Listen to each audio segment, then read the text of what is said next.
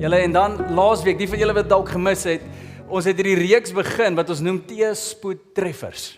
Nou ons is besig om snaakse liedjies aan mekaar te sit en hier's die gedagte vir dit, is dat dink gou by jouself, as ons terug in tyd kon gaan na Israel se swaarste teespoedtye en net vir hulle gesê het, hey, ek weet julle gaan deur 'n moeilike tyd, maar as jy net na hierdie treffer kan luister, dan sal jou teespoed in voorspoed verander.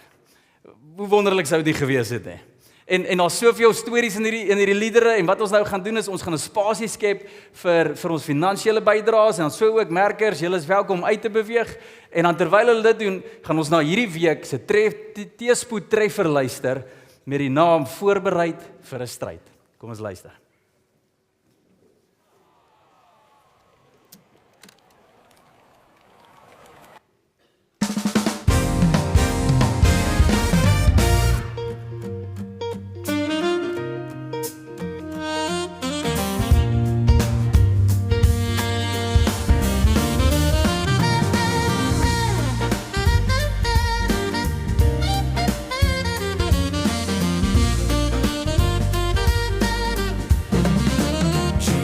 Het laat weet, Jerusalem sal val, die stene tot stof, harte hard en verdwaal, maar al verloor ons helde in die storm wat kom, weet ons wie ons is, word gevind in hom, voorbereid vir 'n stryd, hy sal ons vooruit gaan, hy sal veg vir sy naam, voorbereid vir 'n stryd, dis hy wat verdedig.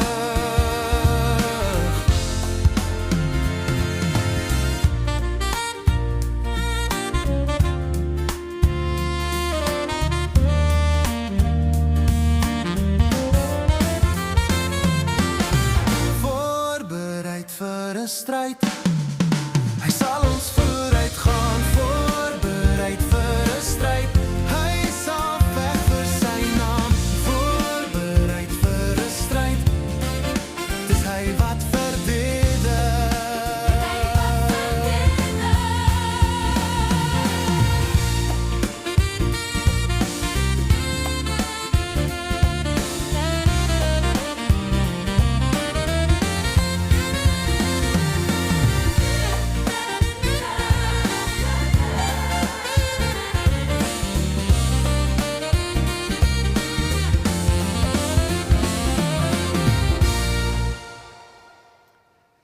So ek weet wat jy dink, maar ek weet nie of Michael Bublé in Israel oor die weg sou kom nie, maar dis die stryd, dis die liedjie, okay, voorbereid vir 'n stryd. Nou waaroor gaan hierdie liedjie, wat is die konteks en hoekom sou hierdie liedjie dalk teespoed en voorspoed verander het?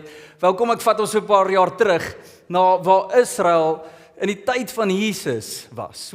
So hierso is Jesus besig om 'n klomp dinge te preek, 'n klomp dinge op aarde te doen. Ons ken al die stories, groot geword in die kerk daarmee, hoe wonderwerke hy verrig het, die goeie nuus van God wat hy verkondig het, hy het mense opgetel, hy het vir mense kom red, hy het sondaars deel gemaak van die koninkryk, hy het amazing goed kom doen, en alles wat hy gedoen het, het hy die goeie nuus genoem. En eendag is Jesus besig om weer eens mooi dinge te doen vir 'n klomp mense, en soos hulle in die tempelterrein instap, draai die gesprek nogal vinnig. So hier is waar ons dit gaan lees, in Lukas 21 gaan ons baie tyd spandeer vandag, en in vers 5 lees jy waar die gesprek begin draai. So terwyl sommiges druk in gesprek was oor die tempel, oor die mooi klipblokke en die gewyde geskenke waarmee dit versier is. Nou stop net gou eers daar. Wat is hier aan die gang? So jy kan nou 'n prentjie begin kry. Hierdie ouens is nou besig om te loop in die tempelterrein. En Jesus merk toe op, hierdie ouens staan en kyk na die tempel en dink, wow, die mooiste klippe, die steenwerk, die afwerkings. Nou iets wat ons net gou moet besef, is dat, julle wat laasweekie was, het onthou dat die tempel het nie so baie mooi gelyk nie. So as die tempel nie baie mooi gelyk het nie, waaroor staan hierdie ouens en spog so? Nou kom ek vat ons gou terug in geskiedenis. So hierdie prentjie is die eerste tempel wat ons ken as Salomo se tempel. Nou hy was baie jare voor Jesus daar.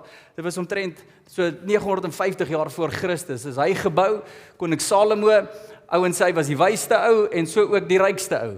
En hy het hierdie tempel gebou vir die Here, geklee in goud, baie roemryk. Maar toe word daai tempel verwoes en hulle bou toe 'n tweede een wat laasweek se preek was en gaan luister om sy hom uitgemis het, maar toe hulle hom herbou, toe lyk hy so 'n bietjie sjoe.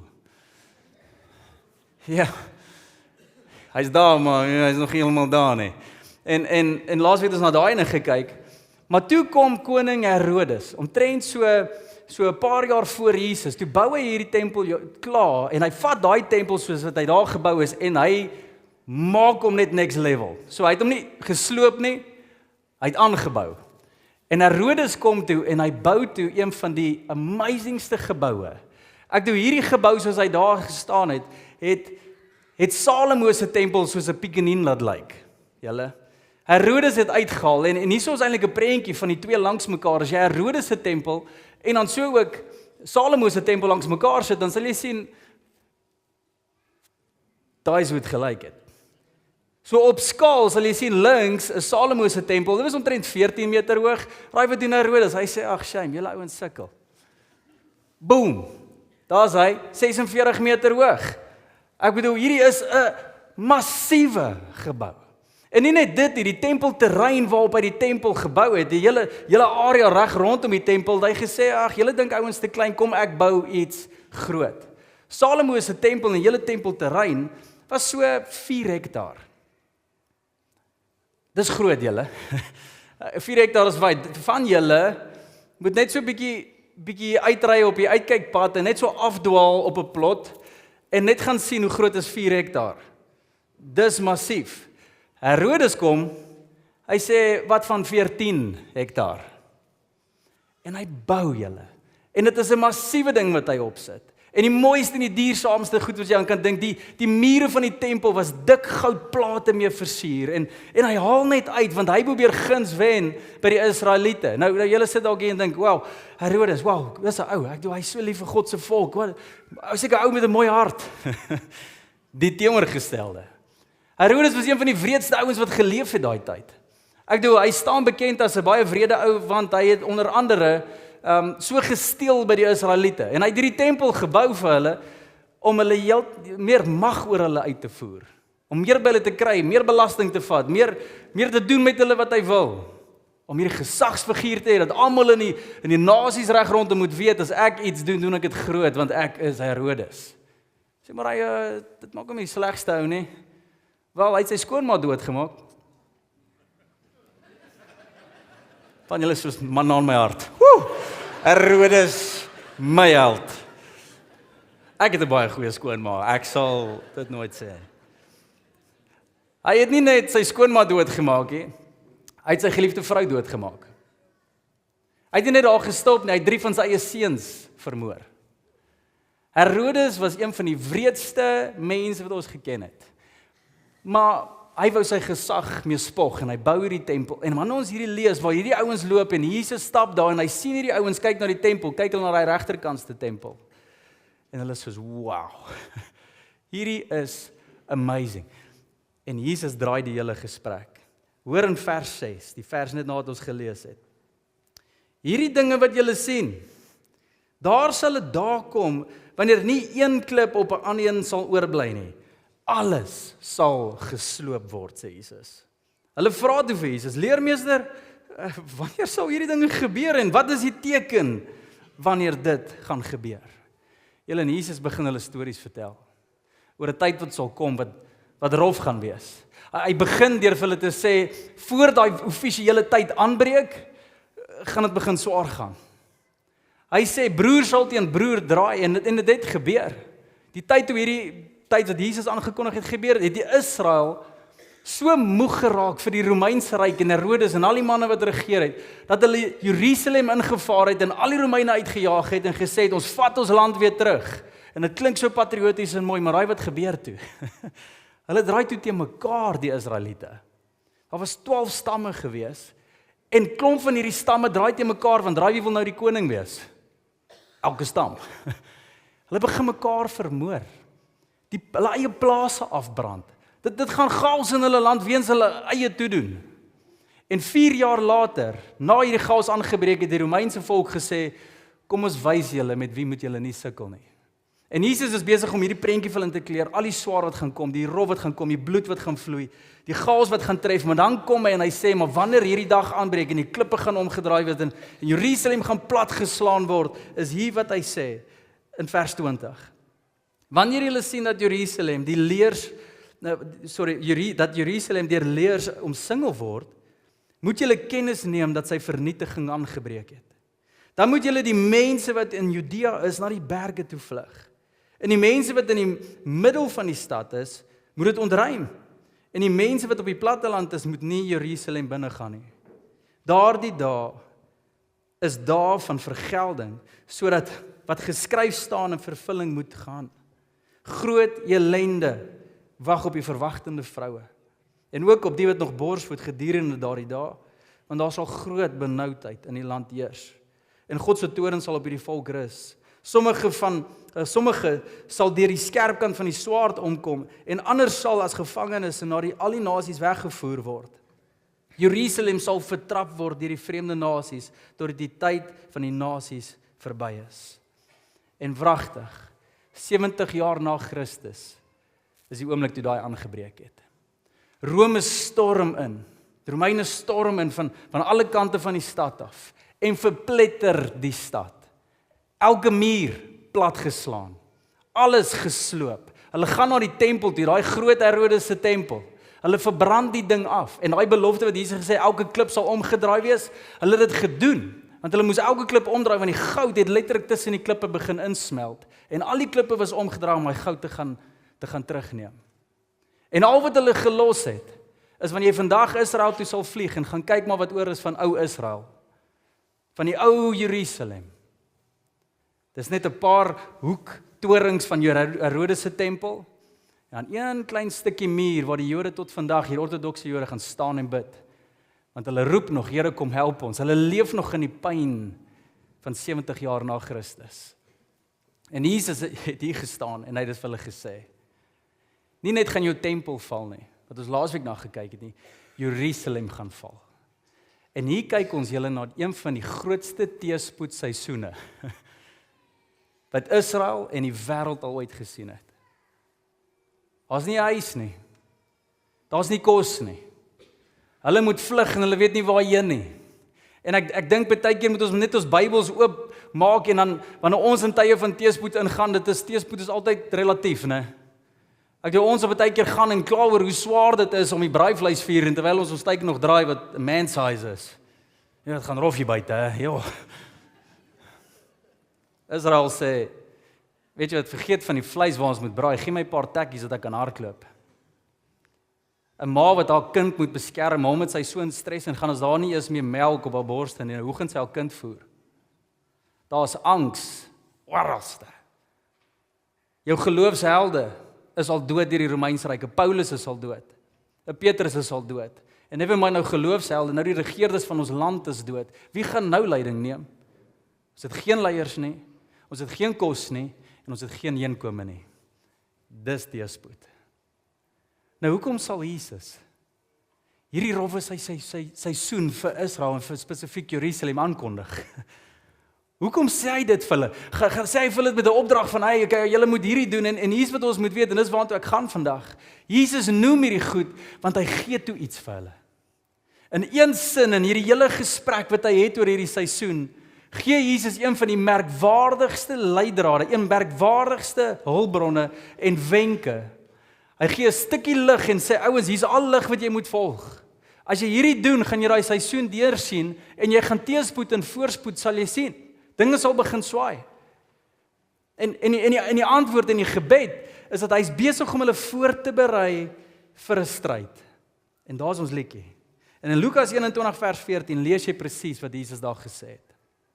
Hy sê, neem julle nou reeds voor, om julle nie te bekommer oor julle verdediging nie. Kyk, daai ding het ons nou nie so getref nie. Jesus kleer vir hulle die wrede tyd aan wat kom, en hier's al wat hy sê vir hulle wat om te doen. Besluit nou al, dat wanneer daai tyd kom, dat jy nie jouself sal verdedig nie, Hæ? Ek dink as hy dit vir ons boerevolk kom sê, nee, wag. Hier hou aan. Mense gaan inkom in ons stad verpletterd, my gesin deur hel sit en ek moet myself nie verdedig nie. Hoe maak dit sin? En Jesus sê, hier's my tip.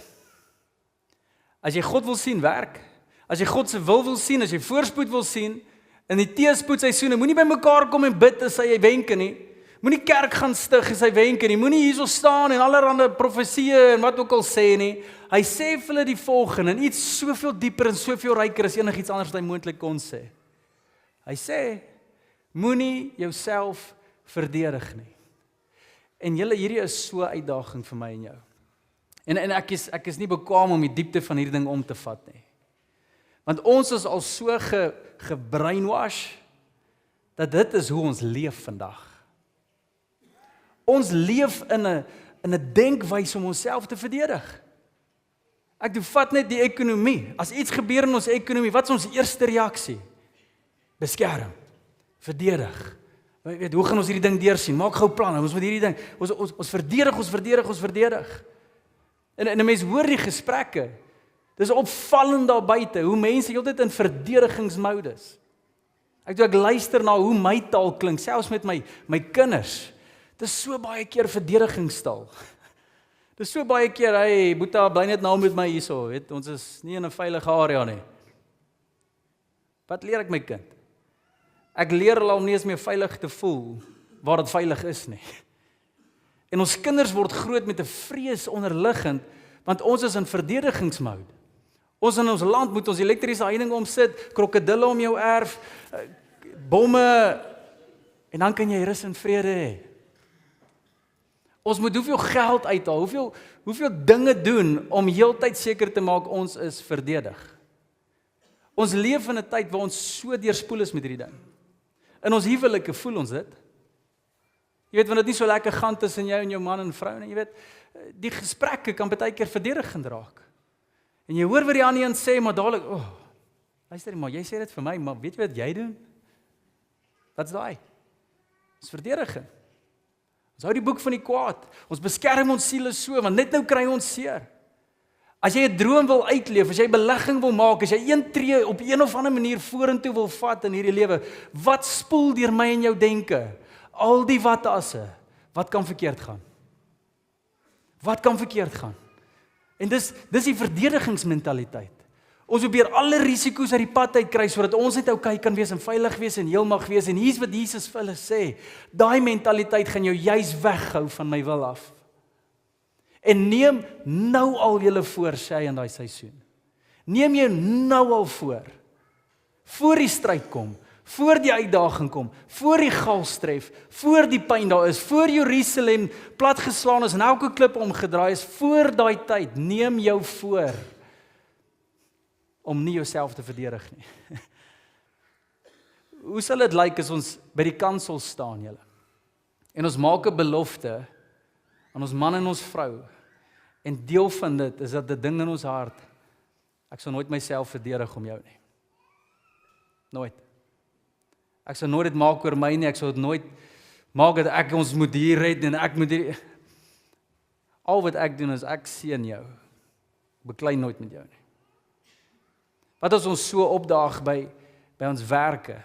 Wat as ons so opdaag by ons vriendskappe? Wat as ons so opdaag by ons teëspoed? Julle, ons praat van hemel op aarde hê. Ja, ek weet hoe gaan dit daar buite en julle weet baie beter as ek. Weet as jy daai aansoek doen vir 'n tender, weet almal is dit teen mekaar, ons gun mekaar niks in hierdie land nie. Elke ou buite aan die ene, want ons verdedig onsself. En Jesus kom en sê daai ding sal jou sê, en hier's my woorde rondom dit. En hierdie is iets wat ons kan neerskryf en huis toe vat, maar om jouself te verdedig is om jouself te vergiftig. En dis wat Jesus by huis toe dryf. Hoe meer jy daai mentaliteit uitleef, hoe suurder word jou hart. Hoe donkerder word jy in die binnekant, hoe sielsdodend voel jy. En soos ek dit sê, weet ek paar van julle sit dalk daar en sê maar, nee, dis dit. Dis hoekom ek so voel. Ek kon nie woorde dalk by dit kry nie, maar deesdae voel ek nie lewe nie. Ek voel oorweldig, maar ek voel platgedruk en ek voel net jy's in defense mode. En om jouself te verdedig is om jouself te vergiftig. Jesus sê, moet dit nie doen nie.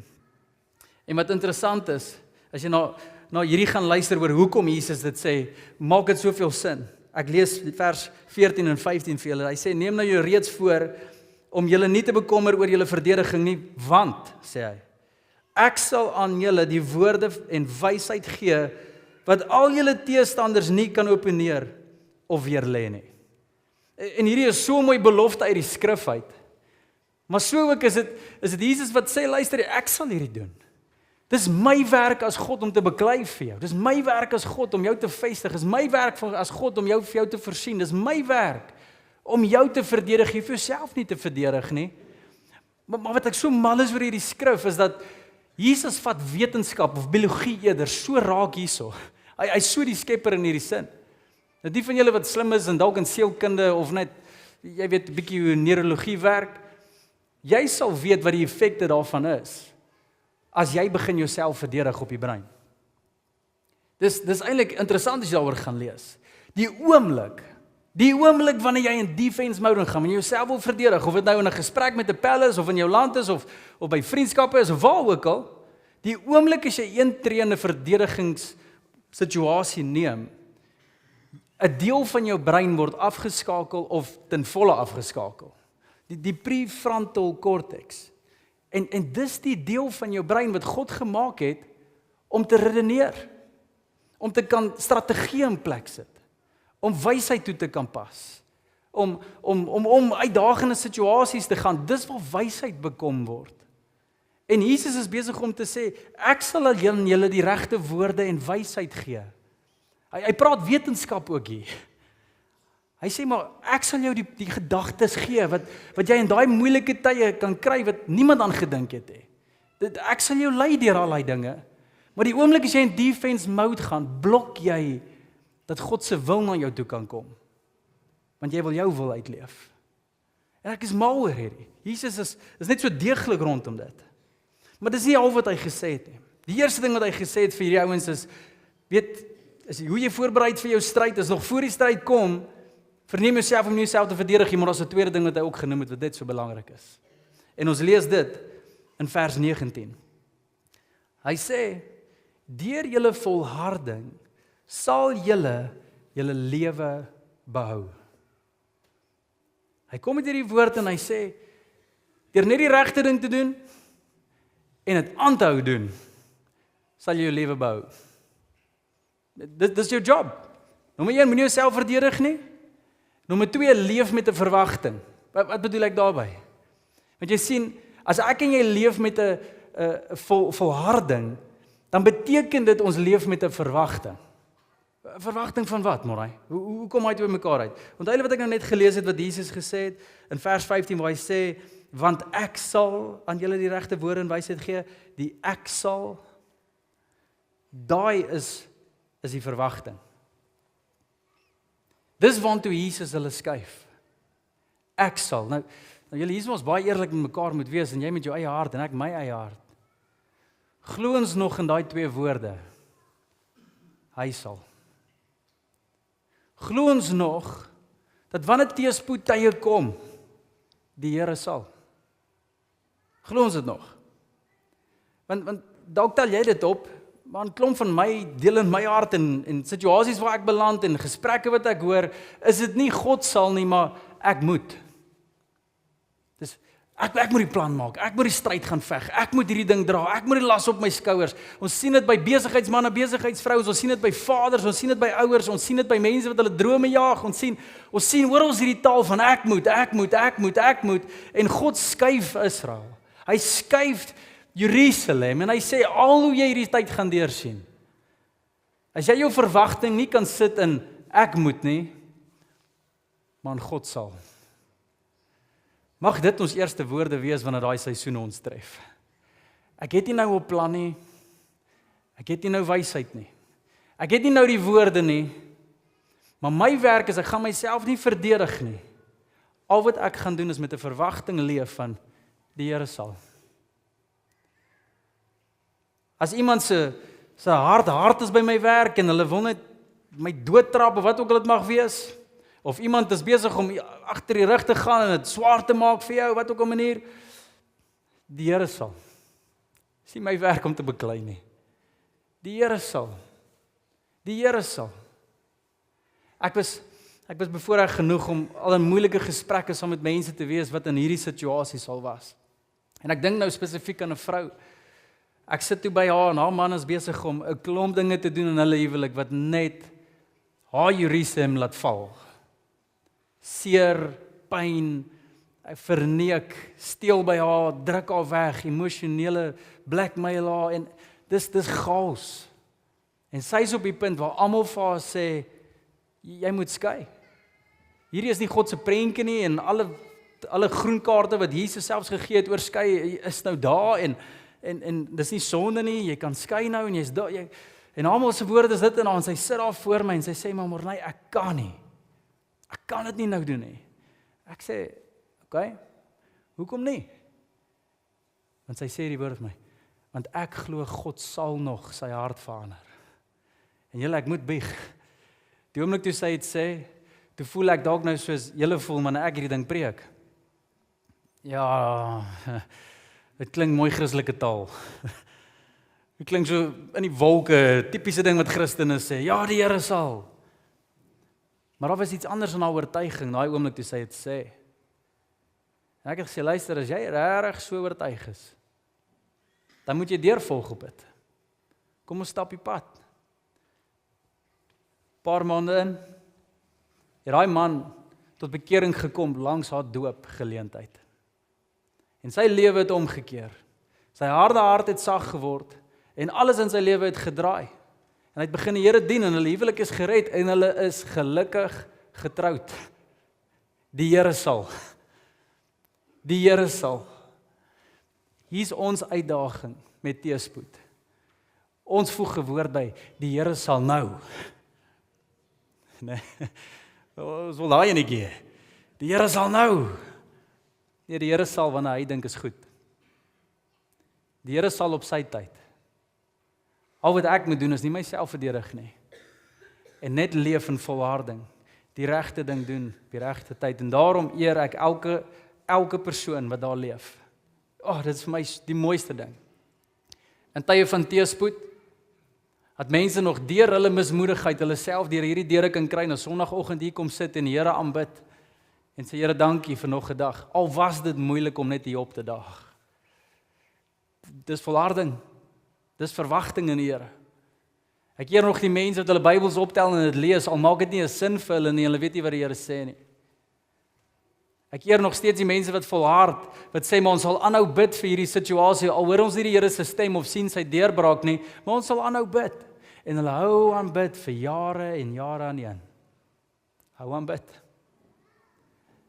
Ek is dankbaar vir daai Christen wat die voorbeeld al uitgeleef het van volharding, wanneer dit swaar gaan, nog steeds die woorde van God sal sprei op die mark daar buite. So ouens, ek weet dit is swaar, maar die Here sal vir ons. En ons stel mense op, eerder as druk mense af. Volharding. Daar is verwagting in die Here. Vir die ouer wat sien hoe sy kind afdwaal en nie meer die Here dien nie en in 'n klomp goed in hierdie wêreld vasgevang raak, nog steeds soos die verlore seun storie, soos die pa op die stoep sit en sy seun verwag, sê hy nog steeds, maar my kind sal terugkom. My hart is oop. Die Here sal. En ek eer nog die ouens wat nog praat oor ons land en nog steeds die taal van die Here sal kan behou. Want dit is mense wat leef wat Jesus sê, wees voorbereid vir die stryd. En dis presies wat Paulus geskryf het in Romeine 5 vers 3 tot 9. Hoor wat sê Paulus hier. Dis egter nie al nie. Ons jubel selfs in ons swaar kry. Daar maak ons Bybels toe en sê nee, Paulus weet nie waarvan hy praat nie. Paulus, hoe kan jy jubel in jou swaar kry, in jou teëspoedtye? Hoe? Want ons besef dat die swaar kry ons leer om te volhard. Op sy beurt kweek volharding betroubaarheid van karakter en betroubaarheid van karakter versterk ons toekomsverwagting. Daar's dit. Dis dat volharding bring verwagting. En hierdie toekomsverwagting sal ons nie teleurstel nie, want ons weet hoe lief God ons het. En hy sal sy liefde mos in ons harte uitgestort deur sy Heilige Gees wat aan ons gegee is. Hoor mooi hierdie woorde. Hy sê ja, Juist toe ons nog totaal hulpeloos was, het Christus vir ons, die goddeloses, kom sterf. 'n Persoon sal kwaliek bereid wees om vir 'n regverdige mens te sterf. Miskien sal iemand nog kans sien om vir 'n besondere mens te sterf. God laat blyk sy liefde vir ons egter daarin, dat Christus vir ons kom sterf het, ten spyte daarvan dat ons nog sondaars was, die slegstes van die slegstes. Ons is nou vrygespreek deur Jesus se dood. Hoeveel meer sal hy ons nie, deur Jesus, verlos van die toekomstige oordeel nie. Ja, en Paulus vat net raak wat Jesus sê. Hy sê volhard, maak nie saak waar lewe jou ruk nie, en maak nie saak of jou geloof dalk nie sin maak in seisoene nie. Of jy nou weet wat God doen of nie bewus is van God doen nie. Bly net by hom. Hou sy woorde op jou hart, hou jou fokus by hom en dit is genoeg. Die Here sal. En as jy nou nog nie die boodskap vang nie, gaan ek dit in die kleinste, praktiese, onderste rak Afrikaans sit wat ek kan. En hier is die woorde. As jy alles vergeet van hierdie preek, onthou net hierdie ene. Dit gaan jou help. Leer dit vir jou kinders van jongs af. En hier is die woorde. Laat hy val waar hy wil. Wat sê ek nou? Jesus is besig om presies dit vir hulle te sê. Jerusalem gaan val. En wanneer hy val, gaan dit seer wees. Wanneer dit val, gaan dit mekaar wees en al daai goed gaan daar wees wat jy ervaar, bekommernis gaan daar wees. Maar leer net hierdie mentaliteit. Laat Jerusalem val waar hy wil. En my swaar tye is my besigheid val. Laat hy val, maar waar hy wil. Jy weet, as my kinders, my verhouding met hulle nie so goed gaan nie en dit voel of dit val, Here, laat dit val waar U wil. Here, daar waar my prentjies nie sin maak en dit voel of al my drome uitmekaar uitval, Here, laat dit val waar U wil. Dink gou as ons met daai mentaliteit kan leef. En dis wat Jesus sê. Maar ons is nou oulik om hy sin vir mekaar te kan sê, laat hy val waar hy wil. Maar hoe kom ons daar? Onthou wat Jesus gesê het, neem julle voor dit gebeur. Nou al, sê hy, 70 jaar, 30, 40 jaar voor dit gebeur het, sê Jesus al vir hulle. 30, 40 jaar voor dit. Neem julle nou al voor, dat julle nie julle self sal verdedig nie. En vir 30 jaar moes hulle daar leef. Ouens, Jerusalem gaan val, maar laat hy val waar hy wil. Ouens, Jerusalem gaan val, ons gesinne gaan teen mekaar wees, broer gaan teen broer gaan, ons gaan ons ooms, ons tannies, ons gaan mense verloor, ons gaan bloed sien vloei, ons gaan deur seer gaan, maar laat hy val waar hy wil. En vir 30 jaar is hulle daar. Hulle moes hulle self voorberei vir die stryd. Voor die stryd. En toe die stryd kom, toe was hulle voorbereid. En hulle kon doen wat God wou gehad het. Hier is my vraag aan elkeen van ons hier vanoggend. Is jy voorbereid vir die stryd wat dalk nog kom oor 'n jaar? Oor 2 jaar, oor 5 jaar, oor 10 jaar? Is jy reg? Is jy reg vir die teëspoed wat gaan kom, en dit gaan kom? Ek's nie 'n prosperity preacher. Jesus was blykbaar ook nie. Hy sê, in hierdie wêreld gaan jy swaar kry beleef. Jou hart gaan breek, jy gaan teleurgestel voel, jy gaan ingedoen word, jy gaan deur hel gaan. Maar hou moed, sê, want ek het hierdie wêreld oorwin, en hier is my woorde aan jou, moenie jouself verdedig nie. Laat hy val waar hy wil. So families, paas veral, het jy die plan, jou voorbereiding in plek by jou gesin? Is hierdie die woorde by ons huise? En is 'n vraag wat ek eerlik vra, want dis wat Jesus wil hê ons moet doen. Sit jou om die eetkamertafel en sê, julle onthou net, al gaan ons gesin deur die rofste tyd, al verloor ons alles wat ons het, al val ons Jerusalem. En ons weet nie wat om te dink nie, ons weet nie eens wat om te bid nie, ons weet nie wat ons om te voel nie, ons weet nie waarheen om te gaan nie. Al land ons daar, hier is wat ons sal doen. Sal ons self nooit verdedig nie, en ons sal volhard, ons sal nooit ophou die regte ding doen in God se oë nie. Is die plan in sy plek? Kan jou kinders dit sê? Want wat as ons kinders so groot maak? Wat as ons gesinne leer om hierdie taal te vat? En dalk moet ons hier en nou vanoggend weer op hy altaar klim van laasweek en net sê, Here, ek kom sit my verdediging neer. Ek kom sit hierdie eie ek en ek moet myself bewys en myself daar kry en my toekoms en my drome en ek bring dit altaar toe. Want ons gaan nie God se wil sien as ons onsself verdedig nie.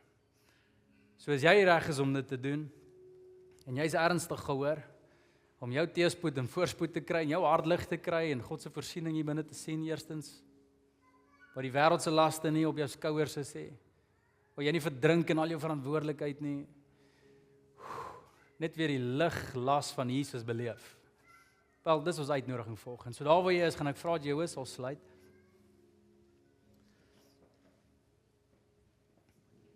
En net voor ek bid, gaan ek net so 'n paar sekondes vir jou gee. Dink net aan jou stryd. En dink aan Jesus se roep van moenie jouself verdedig nie. Is jy dalk daar? Waar jy met 'n swaar hart in jou stryd rondloop en dit in mure vashardloop en dit frustreer jou en jy raak al hoe meer angstig en bekommerd soos wat Jesus gesê het, dit gaan gebeur. Dalk kan ons die prentjie verander. Bring jou stryd en meer, bring jou hart van verdediging in jou stryd na die Here toe.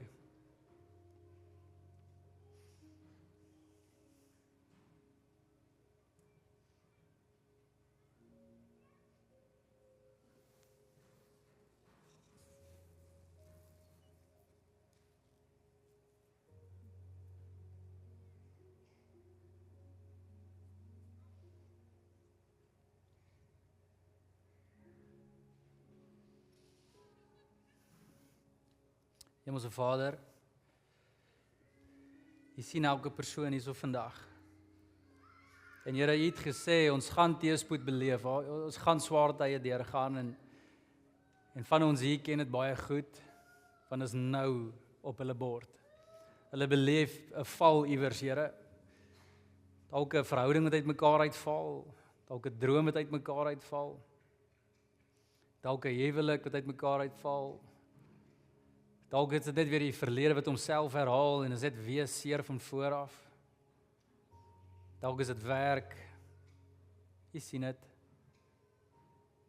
Here, ek bid dat ons die hart, die woorde ter harte sal neem volgend. Dat U sal vir ons veg, Here. U sal die wysheid en die woorde vir ons gee. U is 'n God van voorspoed, maar Here, om daar te kom, moet ons nie onsself verdedig nie. En net glo met ons harte dat U sal ons verdedig. So Here, hier staan ons nou en hier is ons nou. En Here, ons is op die altaar. Daar waar ons vrede gesteel word, want ons verdedig onsself. Here, jammer oor ons sonde.